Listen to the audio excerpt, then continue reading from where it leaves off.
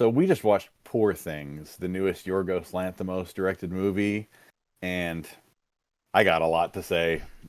We got to talk about this one. So we will have our full thoughts in just a second. I feel like I'm working really hard to bury the lead here. I'm just astounded at how much I freaking love this movie. Let's all go to the lobby. Let's all go to the lobby.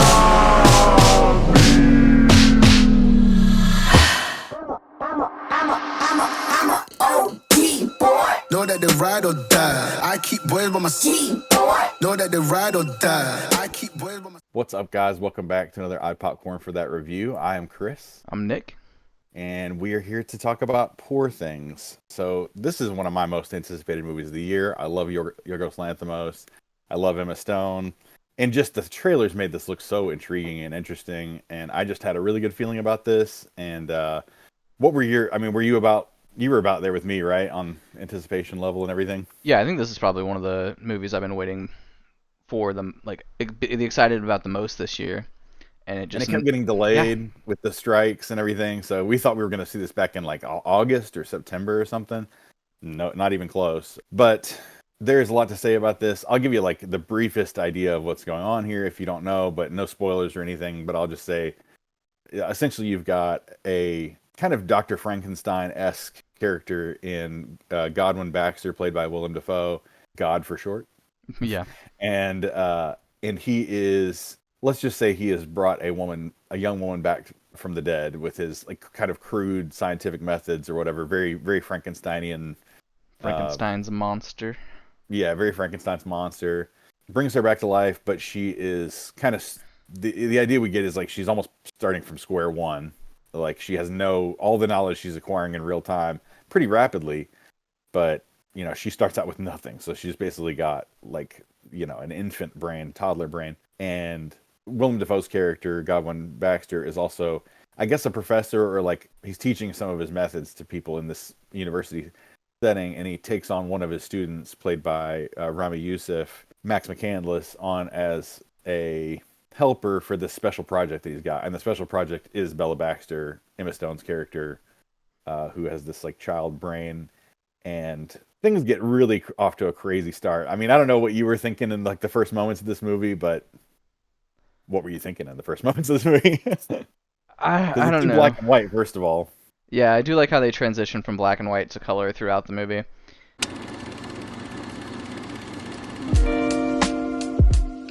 Mm-hmm. It's pretty wild. I feel like Emma Stone does a great job throughout the entire movie of like how she is not one-dimensional, but like the way she speaks is so strange. It's so At strange, first. but she really nails, like, you can see the progression happening. Mm-hmm. So you can watch her get better at speaking, and it does have there's some really funny iterations that happen along the way of her learning how to speak, for sure. But yeah, and that's something too, like the music and the images that they first hit you with are like so unashamedly bizarre that I was like, well, you're really doing a good job of like I'm enjoying it, but like really doing a good job of weeding out anybody that wouldn't want to watch a movie like this, because I could see people are going to check out. It even like, okay, it even made me a little apprehensive at first, and I was like, no, you're gonna like this. But I liked it right after that, but I was looking forward to getting color. Yeah, It had a lot of interesting things. Like one of the beginning things that kind of weirds you out is they're eating dinner, and it lets you know it's going to be kind of a stranger movie than you thought it was going to be when Willem Dafoe's character just starts looking up in the air and just starts going ah, and like a bubble comes out of his mouth and just pops over the table, and Emma Stone just starts clapping. Yeah, you find out it's essentially like a dialysis machine, but it replaces his like digestive fluids. Yeah, because his dad was. You find out like you get little bits and pieces throughout, but I guess his dad, like, he was like an experiment that his dad. Just ran experiments on his own child. There's a funny joke in there about that too. Like, it's like he wanted to see if a person could live without digestive fluids, and it turns out you actually you do need them. Yeah.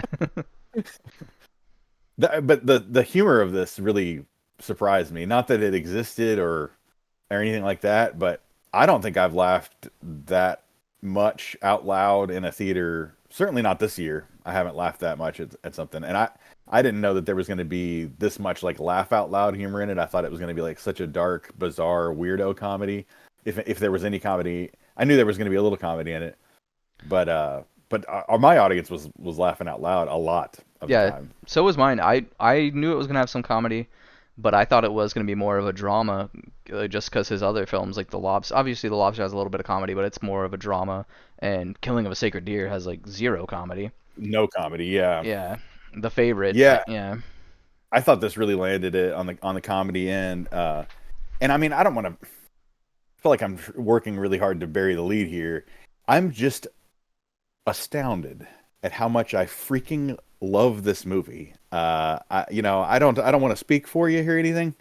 We should get into it, but oh my god, it's like everything I wanted it to be, and then 1,000 things more. Like it really still surprised with as much as my anticipation was. I was still left the theater like, that's what I'm talking. I'm like punching my steering right. wheel, like that's what I'm talking about. It's kind of like the That opposite effect Divinity had on me. I was excited for that one and so let down, and this one I was excited for, and it just like raised the bar for what I thought it was gonna be. to me, this is like everything everywhere all at once. Like when I first watched that movie for the first time, I'm like, oh my god, they do still make movies that are like outstanding, Yeah, and this thing is outstanding. And the acting from Emma Stone here, she's put in a lot of good performances in her time in Hollywood. This is like some of the best acting I've seen out of a person. I don't know how many other people have been asked to do this kind of thing. yeah. Like she has to give the full range of like in playing an infant to, Yeah, because it's I not mean, I just don't want to like give too much away, but it's not just like her speaking part of the acting, like the physical acting part of it as well. Like at the beginning, she can barely walk, like her can't bend her knees properly. It seems like. oh my gosh, she nails the physical acting. Like it just looked, nobody had to explain. So much is not needed to be explained here. Like they do Yeah, so much with he does so much with visual storytelling that like where another movie might over explain the hell out of everything, this lets you do the work, and I don't think anybody would really leave all that confused about it. As weird of a bizarre little plot it is, it's pretty.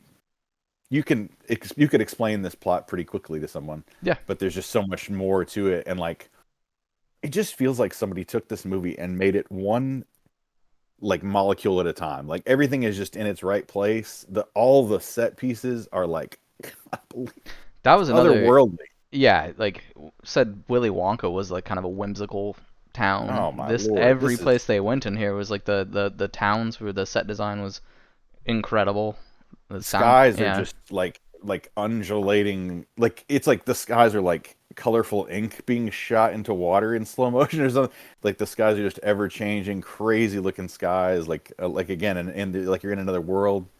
But then I feel like it often felt very familiar too. So like hmm when you're in these places, it does feel like Earth. It's just definitely not our Earth. It's almost like turn of the century Earth right, in a parallel universe where like there's like a lot of sky trams and like yeah, what were some of the other things like technology wise? I know the technology was very yeah. It was almost Dr. Seuss or something.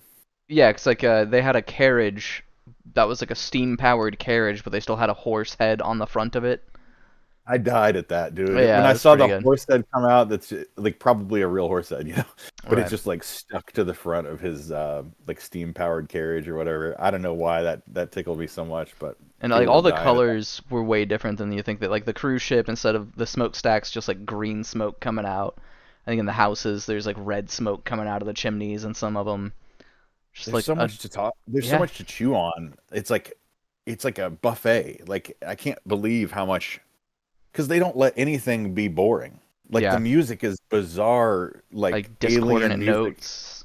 Yeah, it's not even in tune, but it's somehow that works perfectly with what's going Yeah. on here. Like it's the right kind of discordant, like you said. And the camera work. I mean, I know Yorgos Lanthimos has done crazy things with camera work, and if you haven't seen The Favorite, he was really going out on a limb more than he had before with that. The fisheye lenses and the what do you call that kind of camera that looks like it's like a spy camera, like you're looking through a hole? Do you know what I don't that's know. Is called? that not the fisheye lens? Or maybe that's fisheye, and then he also does like I what don't is it know. called where it's like the wide frame, wide angle lens, I guess is what I'm talking about. But he does a lot of wide angle. He does a lot of crazy things with cameras. You don't really. It's almost It's like not a like there's a. convex image, or like maybe yeah, where like the middle is there and everything else is kind of curved around it as they're moving. Like it's like a Beastie Boys music video. Yeah. And like there'd be times where I don't know what this is, but there'd be times where like maybe we're having a more intimate conversation between two people, and so you're seeing like them with the background blurred behind them, Yeah. and all the blurred bits are like haloing around them, and that's hard to explain. But maybe I can find an image to show you what I'm talking about. But there's just so much interesting to look at and chew on, and then, but the story is just like I guess it's not wholly set apart from everything else. Like I can't say it's like nothing else ever, and it is based on a novel by Alistair Gray, which neither of us have read, but Yeah. it draws inspiration from Frankenstein certainly, but it doesn't feel like you're watching a retelling of the Frankenstein story Nah, not at either. all. This is kind of a woman empowerment story, right? Like it's like a woman Yeah.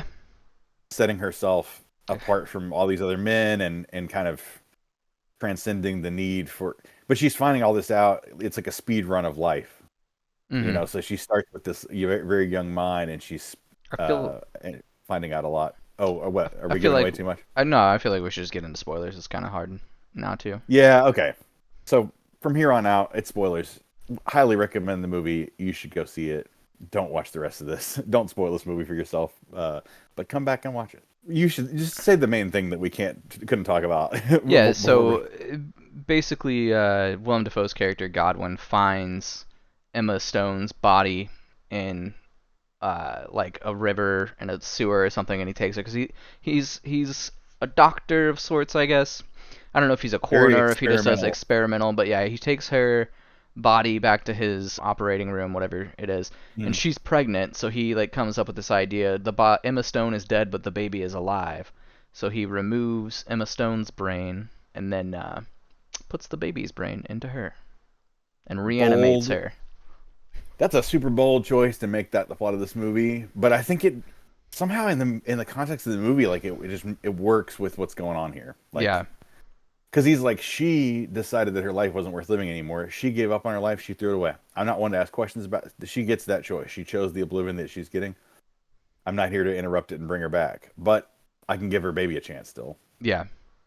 Which is a crazy, the line of reasoning here is nuts, and obviously this wouldn't work in real life. But Yeah, the one thing that kind of like I don't know how they explain it in the story, maybe I missed it, but how she progresses so quickly because it is still an infant's brain.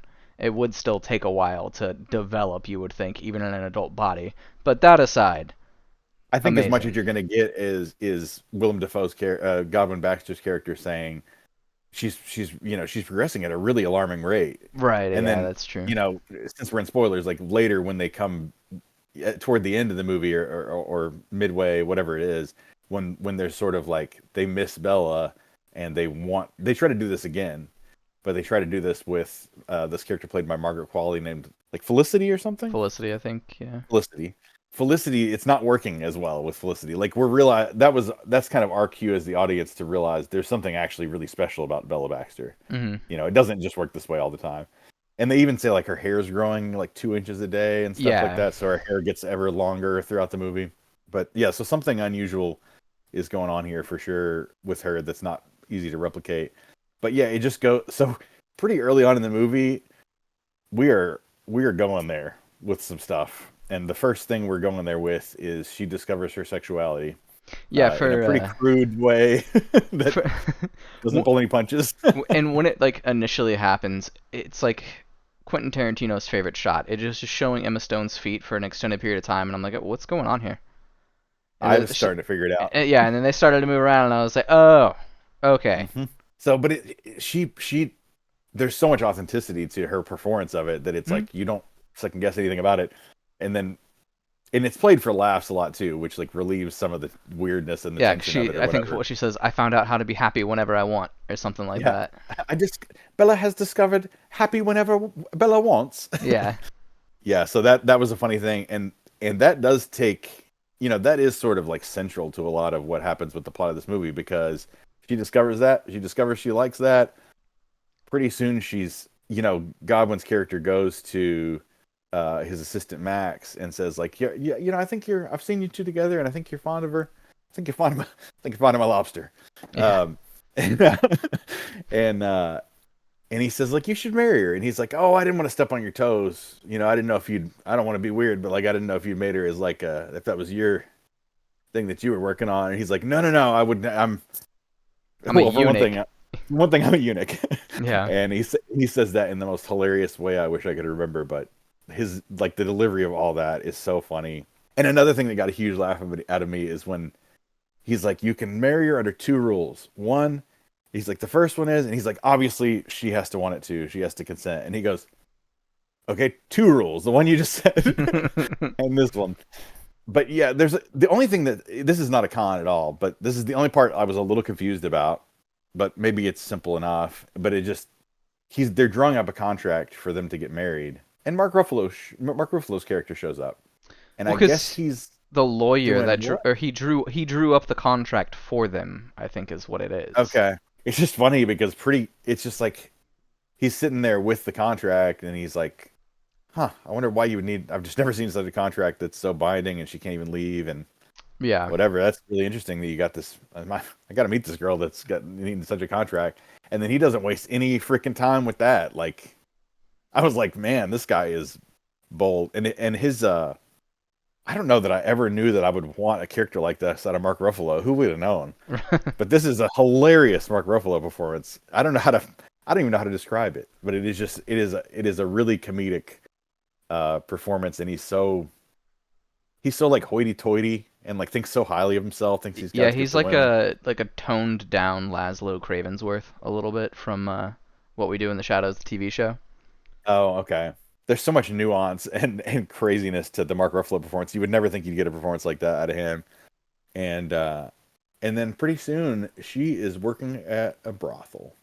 But there's like so much. There's so much stuff. There's so many people she meets along the way. It's almost like an Odyssey. That's still like third act of the movie, because there's the whole second act where Mark Ruffalo sweeps her away, and Willem Dafoe doesn't want to let her go, and she's like, "Well, I'm gonna go. I'll hate you forever if you don't let me go with him." So he kind of reluctantly lets her go, and they go to Lisbon. Like, then he takes her on a cruise, and they meet Gerard Carmichael. And this was a neat little thing that I thought that I didn't even see coming until the end when Christopher Abbott popped up. Yeah, and it's like, oh, we just watched a movie that they were both in together. They starred in together. Yeah. On the count of three. On the count of three. Yeah, interesting that both of those guys. That can't be a coincidence that both of those guys. I feel like it's not. But it's not a Yorgos Lanthimos movie for sure.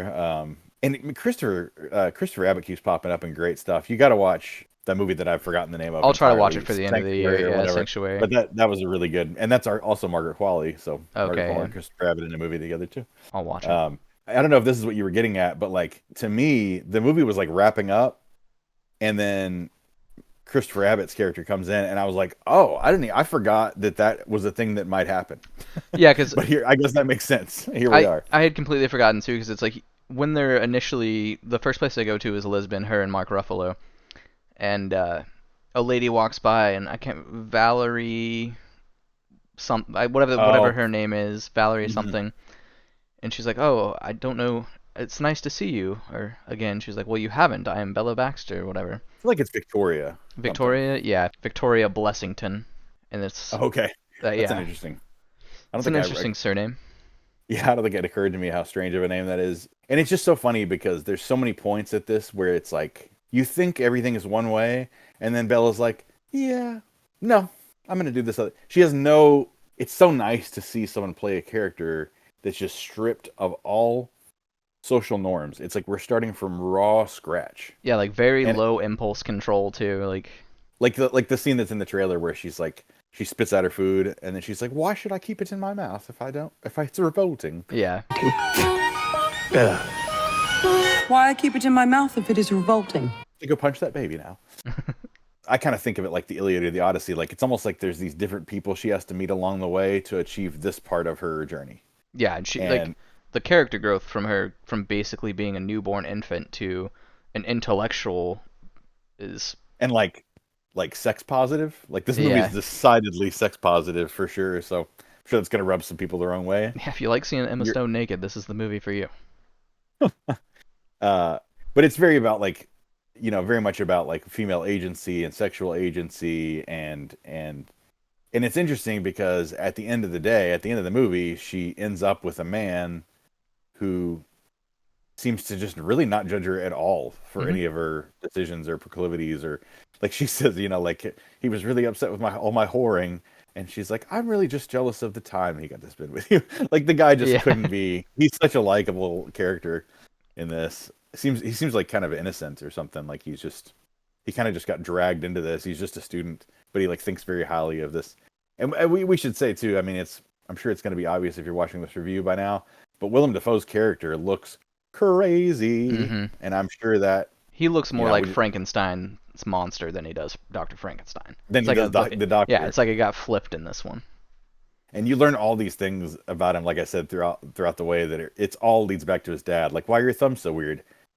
Dad put my thumbs in a box and whatever, everything. Yeah. But somehow that's played for laughs. It's hard to like explain it, but in the movie, it makes perfect sense that those are like jokes, and especially like as they compound, the amount of times he's mentioned his father he's like, that's how you knew I knew he loved me. Yeah, I mean, there's lots of little things to love about this movie. And his little experiments that are running around the house, like he has a dog with it's like a dog with a goose head, a chicken with a pig head, like sewed on together. There's something very with, Frankenstein monster-ish. There's something with like a pug's head too. Maybe it's another chicken, but I guess that was like Could the be, other part of the dog. Yeah. And then they use that to kind of introduce a joke at the very end that I thought landed so. I don't know. I could see somebody maybe not thinking that was like maybe one step too far, but it's the very last joke of the movie, and I just thought it was great. But at the very end, she realizes that Christopher Abbott, who was her husband before, he tells her she like just ran away. She's asking him questions about herself, her life, her former life. And he's, tells her that she ran away because she didn't want the baby. She called it the monster and all this. And it does not take long at all for her to realize, no, I ran away from you because I was miserable with being married to this guy. And he is just absolutely unabashedly like an evil person. Like there's no black or gray area here. Like this guy is detestable. So at the end, I mean, it's not worth going into every little detail of it, but at the end, she does a little experimentation of her own. She does an experiment on him, and she swaps his brain for a goat's brain. So it's like pretty much the final scene of this movie is him, like making goat sounds and eating leaves in like the house that she now, I guess she's like taken over her, taking father's over house. Yeah. God's work. Yeah. Yeah, I just thought, and I thought the fact that she called him God all throughout makes for some funny moments, because a lot of people don't realize that she's like, they don't know what it is about her that's so different. She looks normal. I mean, he is playing God in a way too, even with his other experiments. Right, not accidental. And even like early on, I think Max, like on their way for him to meet Bella for the first time, Max is like, "Do you believe in God?" Max asks him, "Do you believe in God?" And he says, "Other than myself." So right off the bat, like that's gonna be a running thing. I guess that's most of the stuff here. I could talk about this forever. I know. I just keep thinking about, like, we've both had a day to think about it, and I just keep returning back to it. I want to go see it again. Like, yeah, it's just remarkably, outstandingly very good movie. I can't imagine if you like this channel, if you like movies that are unusual, I just think you can't miss this. This and Saltburn. Yeah, I mean, I definitely can see the people who aren't going to enjoy this movie, but I think the vast majority of people who like the same types of movies that we're into are going to love this one. If you like any like the Ari Aster stuff that we've done, or any other Yorgos Lanthimos. And I think it's actually more endearing and maybe a little more palatable than some of the other movies from some of these people, because it's not completely bleak. It's a weird, lot more but comedy in it. Yeah, it's weird, but it keeps you grounded with the humor element of it. And what could it have done without Emma Stone's performance? I mean, no, I don't know who else could have handled this, but her performance just absolutely not carries it, because that sounds like I'm saying that the movie needed help or something like that. But no, I think all the actors did like Mark Ruffalo did a great job. Yusuf did a great job. Brahmi Yusuf. I don't think I've ever seen Willem Dafoe in anything that I didn't Yeah. think his performance was outstanding in. And the cast selection is just great across the board. But we also just got some. I mean, I think this is like one of my favorite Mark Ruffalo performances for sure. You Right. know? And it's nice to see somebody show some range like that. Taking nothing away from his performance as Hulk. Like, He's there's done not a as lot much. of. Come on, he's done a lot of other stuff. So he was good in Zodiac. No. What I was gonna say is like because he's done Hulk for so long, like Yeah. nobody's really when you say Mark Ruffalo, people are not like the guy from Zodiac or Yeah. like the guy from the second half of Eternal Sunshine of the Spotless Mind. People think of the Hulk now. He's like synonymous with the Hulk now. So to see him come out of that and do something that shows so much range was cool. Yeah, man. Yorgos Lanthimos is just the guy to watch right now. And I heard he's already writing his next movie with Emma Stone. Oh, nice. So the guy has found his muse for sure. Because if you haven't seen The Favorite is also remarkable. And I meant to rewatch that actually leading up to this because that'd be like a good double feature with this. But Right. Yeah. But yeah, so let's shut up about it and give it a rating. What would you rate this movie? Man, it's hard for me to give anything a 10, and I'm not going to this time either, so I'm going to go with a 9.5. Loved it. I'm trying real hard not to do this too often, but that's my first 10. Okay. I can't help it. There's just nothing wrong with it. I feel like I gave Beau is Afraid as a 9.5 as well, and I think I like this just as much, so I don't think I can give it the nudge to 10. I don't know if I'll find anything that I'm going to give a 10. So 9.5 might be my highest, but 10s are probably like your like top 15 favorite movies of all time. Right, known to yeah. man, But yeah, I'm a little more generous with them, but that is not to say, I haven't given one out this year yet. I think I like kind of retroactively was like maybe Spider-Man Across the Spider-Verse, but right. in my video I said 9.5. I try to reserve these, but this is what I'm reserving them for. It's for me this is like perfect. Yeah. So there you go. No more new movies coming out for I don't our think we're channel gonna get anyway. to see the Iron Claw before the year is over. There's too much stuff They going really on. heavily loaded down the end of this year. We've got like not that we wanted to see all of these or whatever, but we've got like Migration, Aquaman, Lost Kingdom, Iron Claw, Maestro. They put out like 7 movies American at one what's it time. called? American Fiction. American Fiction, yeah.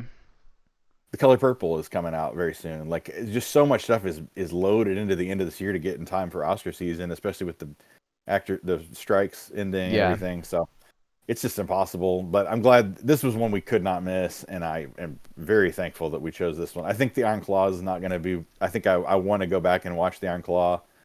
But you watch as many as you can. But so all the videos coming out before the end of the year are going to be things like year-end lists and honorable mentions and worst of the year, and maybe we'll do an anticipated and stuff like that. But yeah, so we appreciate you guys watching this. Our first few months on this thing. We're excited for what 2024 might have in store, and maybe try some different things along the way. So thank you guys for watching, and if you like this, hit like below. Put your thoughts in the comments. We certainly want to talk about this movie more with you guys. So if you saw this movie, comment down below and let's get a conversation going down there. And share this with your friends. Hit subscribe if you haven't. Almost to 200. Help us get to 500. And yeah, we'll see you in the next one, guys. Thanks. Bye.